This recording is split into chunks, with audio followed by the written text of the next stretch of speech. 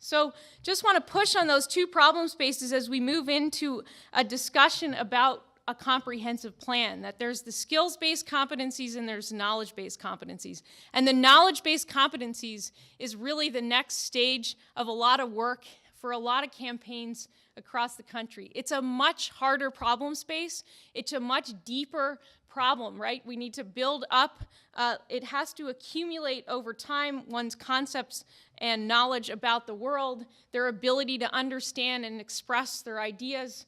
To have those oral and written language skills, it's going to take a different kind of effort. So what does this mean for our learners if we go back to Nathan and Isabella and all of those children that you see regularly? We're talking about that birth to 8 continuum. We're talking about thinking about third grade reading as merely the outcome and a proxy for what happened from the time that child entered our community as an infant. And when we do that kind of work, we pay a lot of attention to how much language they ought to be building up over the years in order to get to those 50,000, really what are words, but concepts and ideas about the world that they need by the time they leave high school. And it means that for many of our good readers, they're accumulating between 2,000 and 3,000 words a year just by virtue of being exposed to a lot of different and big ideas. So our first lesson is really thinking about the role of language in reading, that if we think about reading as strictly the words on the page and the print, we're not going to get there. And in fact, some of our strongest and most effective initiatives don't actually involve print until kids are much older, right? So when we think about working with families and in early education and care settings, we think a lot about the language-based activities, the storytelling, the songs, the rhyming, and all of the kind of language-based work that can go on, the providing a narrative and an account of what is happening day to day, right, with our toddlers. It's that kind of thing that we think about long before we're pushing strictly the reading the words on the page.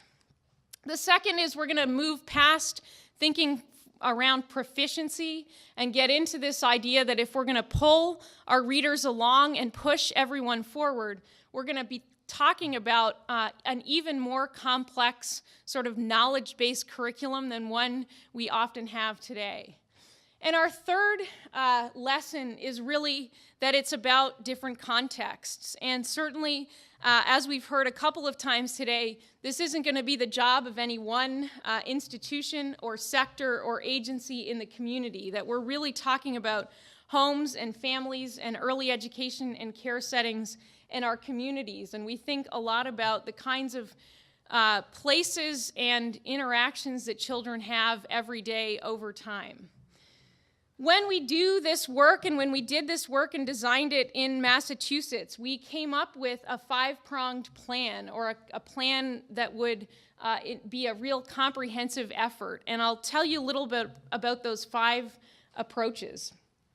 One is we focus a lot on program design and implementation for impact. And that is that there are a lot of cases where we might get this campaign off the ground and have a lot of excellent initiatives going on. And at the same time, some of them are going to need to be more intensive and last longer and result in more interactions and treatment for many students than we currently might be experiencing. So we think a lot about the sufficient intensity, duration, and scope to really move from the raising awareness about the issue to the changing behaviors that we want to see in our adults and our children. And so we ask about the key ingredients. What is it that's working?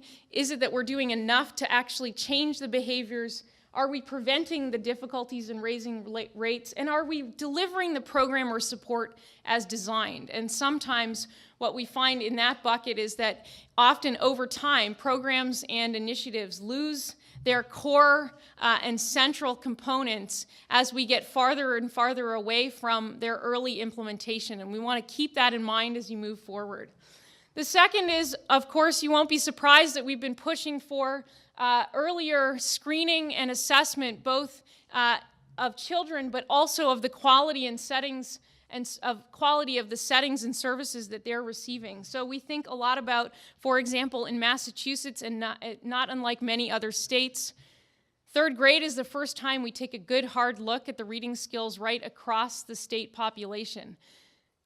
Third grade is just much too late to flag students who are having difficulties. Imagine if every day you went off to school thinking, I don't do this reading thing well. I don't really do this school thing very well. And now it's third grade or the spring of third grade, which really puts you to the fall of fourth grade before we've decided there's a problem and we're going to provide intervention and services. So been looking at 3- and 4-year-old screening. Wouldn't necessarily be, obviously, in school settings, but there are many touch points that we can think about to implement such a state-level initiative in order to both increase the quality of the settings that children are in, but also to flag those who are at risk. We've been pushing on the ways in which some of this is going to be about workforce development and different models of professional training and support that are more intense and more sustained for educators and caregivers who are part of children's lives every day. That we've often, we have often had the habit of imagining that one workshop or a one-day training is going to be enough to change behavior, and that's a mindset and a practice that we want to collectively address as one that is not going to get us to where we need to go. We see it in the home visiting world. We see it in the world of pre-K to 12 education with teachers and lots of places in between. We have talked and pushed a lot on the role of curriculum in all of this, that in our early education and care settings and in our pre-K to 12 classrooms, teachers cannot design and deliver curricula in real time, that we need to arm them with the kind of long-term plans that will build up Nathan and Shelby's knowledge about the world, that will help address some of those gaps. They're going to have to be language-rich, rigorous, and engaging, and it's not in fact sustainable nor feasible to ask teachers to deliver, to both design and deliver such long-term plans day after day, year after year. We think about those curricula having rich text at their core. We think about the way in which they are providing both opportunities to learn that are direct, the result of direct and explicit instruction. We also think about the way in which some of this is going to be child-directed, inquiry-based kinds of experiences.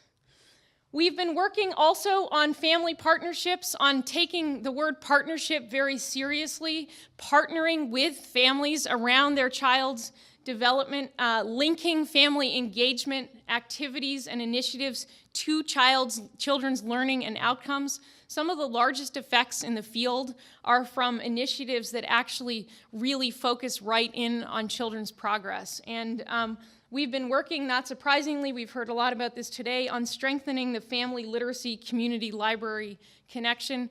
In some respects, that can be very concrete in nature. So in Massachusetts, we've been working hard on just the hours of opening as a start for imagining the kinds of places that we want families to be.